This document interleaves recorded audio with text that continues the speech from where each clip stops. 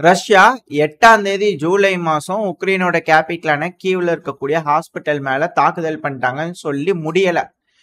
9ஆம் தேதி ஜூலை மாசம் அதிகாலையில இருந்து வேவ் பை வேவா ரஷ்யா உக்ரைனோட பல பகுதியிலையும் தொடர்ந்து மிசைல் தாக்குதல், ட்ரோன் தாக்குதல் பண்ணிட்டே இருக்காங்க. இதுல பிரதானமா பேசப்படுறது அதிகமான சேதம் இருக்கிறது கார்வேரிக் பகுதியில.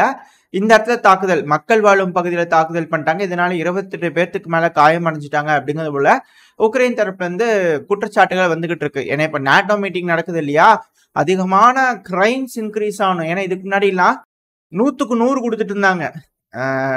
80 ட்ரோன் வந்ததுன்னா 80 அனுப்பல, 15 ட்ரோன் 20 ட்ரோன் வருது அப்படின்னா 15-20 நாங்க தலை திருப்பிட்டோம், 40 ட்ரோன் வந்ததுன்னா 38 திருப்பிட்டோம் அப்படிம்பாங்க.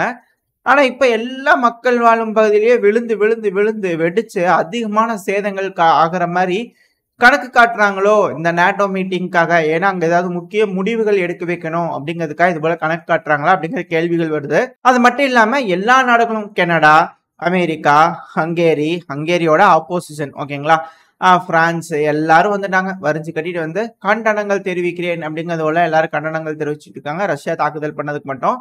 ஆனா அங்க மிடில் ஈஸ்ட்ல நடக்குது இல்லைங்க, அதுக்கெல்லாம் என்னங்க அப்படின்னு கேட்டா எனக்கு திரும்பி அங்க ஒரு ஸ்கூல் மேல அட்டாக் பண்ணிட்டாங்க அப்படிங்கிறது போல செய்திகள்லாம் வந்துட்டு இருக்கு. பட் இருந்தாலும் அதெல்லாம் யாரும் காது கொடுத்து கேட்கற மாதிரி தெரியல. ஒருவேளை அதை கவர் அப் பண்றதுக்காக இதை ஊதுறாங்களோ பெருசா அப்படிங்கிறது போல இருக்கு. டமக்குன்னு குத்துனா இது வெடிக்கிற சத்தம் பெருசா இருக்கிறதுனால அதங்க கம்மியாகுதா மிடில் ஈஸ்ட்ல அப்படிங்கிற கேள்விகள்லாம் வருது. பட் எது எப்படியோ இது போல விஷயங்கள்லாம் நடக்குது அப்படின்னு சொல்லப்பட்டு வருது. இந்த கார்வேரிக் பகுதியில அதிகமான தாக்குதல். சரி, இது ஒரு இடம் தான் கேட்டீங்கன்னா இல்ல, ஜப்ரோஷிஷால இருக்கக்கூடிய மக்கள் வாழும் பகுதி, அப்புறம் பிசினஸ் சென்டர்ஸ், இந்த பகுதியில தாக்குதல் பண்ணிட்டாங்க அப்படிங்கிறத சொல்லிக்கிறாங்க. அடுத்தது பால்டோவ் ஓப்லாஸ்ட்லயும் பிசினஸ் சென்டர்ஸ் இது போல முக்கியமான இடங்கள்ல தாக்குதல் பண்ணிட்டாங்க அப்படிங்கிறாங்க. அப்புறம் எல்லா இடங்களையும் வெடிச்சுதான் கேக்குதுங்க. செகண்டரி டிட்டோனேஷன் நடக்குது. அதிகமான எய்டுகள் 2 பில்லியன் எய்டு வந்தது இல்லையா, அதுல அதிகமான ஆயுதங்கள் வந்திருக்கு. அதெல்லாம் இங்க குமிச்சு வச்சுக்கிறாங்க. அது தெரிஞ்சுட்டு அடிக்கணும் ரஷ்ய தரப்ப சொல்றாங்க.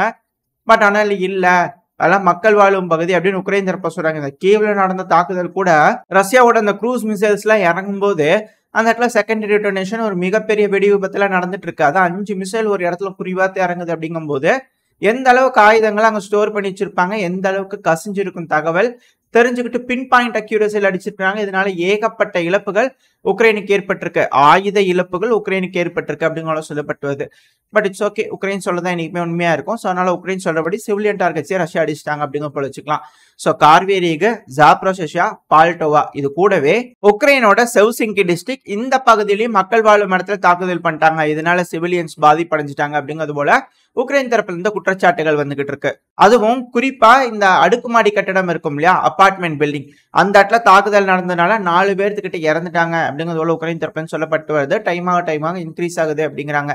இது பிரிலிமினரி ரிப்போர்ட் தான். அடுத்த ரிப்போர்ட் வந்துச்சுன்னா அடுத்த பதிவில் பார்ப்போம். ரெண்டாவது, உக்ரைனோட கேபிட்டலான கீவ் அட்டாக் பண்ணியிருந்தாங்க இல்லையா, அது பக்கத்துல 2 சப்ஸ்டேஷன் இருந்துக்குது, அது மேல தாக்குதல் பண்ணிக்கிறாங்க ரஷ்யா அப்படிங்கிறது போல குற்றச்சாட்டுகள் உக்ரைன் தரப்புல வந்திருக்கு. சரி, ஓகே, ரஷ்யா இது போல தொடர்ந்து 2 நாளா தாக்குதல் பண்ணிட்டு இருக்காங்களே, இதுக்கு உக்ரைன் ஏதாவது பதில் தாக்குதல் பண்ணிக்கிறாங்கன்னா பண்ணிருக்கிறாங்க. அவங்களும் ரஷ்யாவோட ராசவாண்டவ் பகுதியில் இருக்கக்கூடிய சப்ஸ்டேஷன் மேல தாக்குதல் பண்ணிக்கிறாங்க. ரெண்டாவது, வோல்காகிராட்ல இருக்கக்கூடிய ஆயில் டிப்போ மேல தாக்குதல் பண்ணிக்கிறாங்க. ஆக இழப்புகள் இருதரப்புலயும் இருக்கு, மாறி மாறி அடிச்சுக்கிறாங்க அப்படிங்கறத இங்க இருக்கக்கூடிய விஷயம். அப்புறம் உக்ரைன்ல பாத்தீங்கன்னா இது போல தாக்குதல் நடந்துட்டு இருக்குது. ஆனா தலைவர் எங்க போயிருக்கிறாரு, உக்ரைனோட அதிபரான ஜெலன்ஸ்கி அவர்கள் எங்க போயிருக்கிறாரு, அமெரிக்காவுக்கு போயிருக்கிறாரு. எதுக்கு, வாஷிங்டன்ல பாத்தீங்கன்னா மீட்டிங் நடக்குது, நாட்டோ மீட்டிங், அதுக்கு பார்ட்டிசிபேட் பண்றதுக்காக போயிருக்கிறாரு. அங்க போனதுக்கு அப்புறமா அந்த இர்ரிவர்சபிள் பாத் சொல்லிக்கிறாரு இல்லையா, அதாவது மாற்றமில்லாத ஒரு பாதை, நாங்க அப்படியே போய் உள்ள விழுந்துடணும், அதாவது நாட்டோக்குள்ள விழுந்துடணும், அதுக்காக சொல்ல வர நாட்டோன்ற அமைப்புக்குள்ள போய் சேர்ந்துடணும் அப்படிங்கிற ஜெலன்ஸ்கி அவர் சொல்லிட்டு இருக்காரு இல்லையா.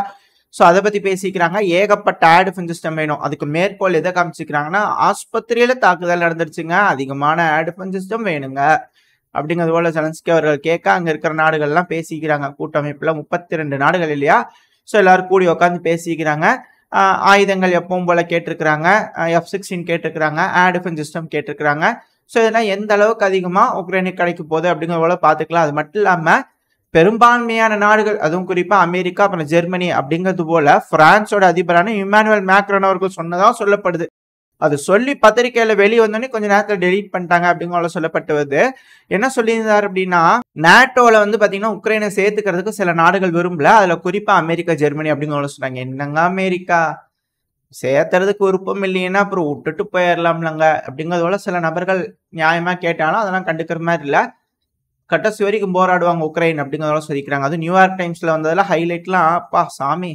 இந்த டைட்டில்ல வந்து பாத்தீங்கன்னா நியூயார்க் டைம்ஸ்ல என்ன சொல்லிக்கிறாங்கன்னா, உக்ரைன் கண்டிப்பா ஜெயிப்பாங்க. ஆனா சில பகுதிகள் இழப்பாங்க. அதெல்லாம் மீட்டெடுப்பாங்களா அப்படிங்கிறது தெரியல. ஆனா உக்ரைன் கண்டிப்பா ஜெயிப்பாங்க. என்னத்த ஜெயிக்க போறாங்க அப்படிங்கிறது தெரியல அப்படின்னு சில அனலிஸ்ட் தரப்ப சொல்றாங்க. மேபி ரஷ்யா தோத்துட்டான்னு சொல்லி ஒத்துக்கிட்டு சில பகுதிகள்லாம் அவங்க வச்சுக்குவாங்க. அதாவது இந்த பிரச்சனையில் நான் தோத்துட்டேன்பா, நீங்க ஜெயிச்சிட்டீங்க, நான் சொல்ற மாதிரி கேட்டு நடந்துக்குங்க அப்படிங்கிறது போல ரஷ்யா சொன்னாங்க அப்படின்னா உக்ரைன் சரின்றுவாங்களா அப்படின்ற கேள்விகள் வந்திருக்கு. மேபி இருக்கலாமோ, ரஷ்யா தோத்துட்டாங்கன்னு சொல்லி ஒத்துக்கிட்டாங்கன்னா ரஷ்யாவுக்கு வேணுங்கிற மாதிரியான சில பல முடிவுகளை செஞ்சு காய் நகர்த்தலை செஞ்சு ரஷ்யாவுக்கு பிடிச்ச மாதிரி செஞ்சு கொடுத்துட்டு நீ தோத்துட்ட ரஷ்யா ஒத்துக்க அப்படிங்கிறத சொல்லிட்டு போயிடுவாங்களோ அப்படிங்கிற கேள்விகள்லாம் வந்திருக்கு. But it's okay. மீட்டெடுக்க முடியாது, ரஷ்யா பிடிச்சிருக்கிற பகுதியை மீட்டெடுக்க முடியாது. அதுக்கு நேட்டோ நாடுகள் உள்ள வந்து உதவுறதுக்கு தயாரா இல்லை. ஆனா இப்ப ஜெர்மனில வந்து பாத்தீங்கன்னா அப்போசிஷன்ஸ் எல்லாம் சொல்லிக்கிறாங்க, எங்க அதிகமான தாக்குதல் நடக்குதுங்க, எய்டு கொடுக்கலாங்க நம்ம உக்ரைனுக்கு அப்படிங்கிறதுல ஜெர்மனோட அப்போசிஷன் எல்லாம் சொல்றதா சொல்லப்பட்டு வருது. கொஞ்சம் அப்படியே கருகிற ஸ்மெல் வந்து பாத்தீங்கன்னா அப்படியே பயங்கரமா வருது. மேற்கு பக்கத்துல இருந்து ரொம்ப அதிகமா வருது. காரணம் என்னன்னு உங்களுக்கு தெரிஞ்சிருக்கும். கொஞ்சம் ஏதோ வீட்டுல ஏதோ இருக்கும் போல இருக்குது, அதனால கருகிற ஸ்மெல் பயங்கரமா வருது. இங்க வரைக்கும் ஹெவியா வருதுங்க. விஷயத்துக்கு வந்த செய்தி பார்க்கலாம்.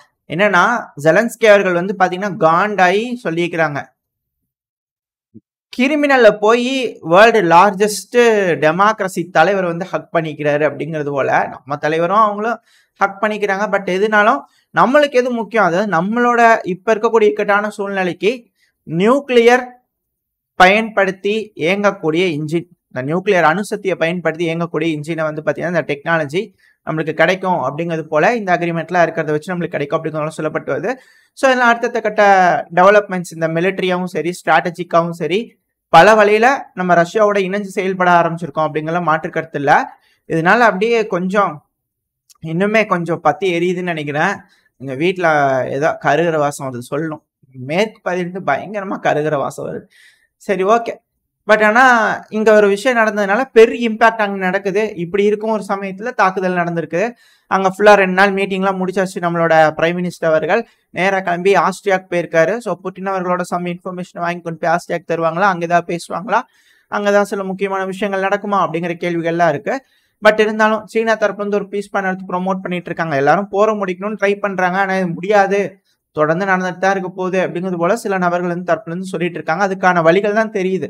ஏன்னா நாட்டோ மீட்டிங்ல பேச்சுவார்த்தைக்கு போல என்ன பண்ணலாம் ஏது பண்ணலாம் அப்படிங்கிறது போல எதுவும் பேசல. உக்ரைனுக்கு தொடர்ந்து உதவலாம் அப்படிங்கிறத பத்தி தான் பெருமளவில் பேசிட்டு இருக்கிறாங்க முதல் நாளுக்கு.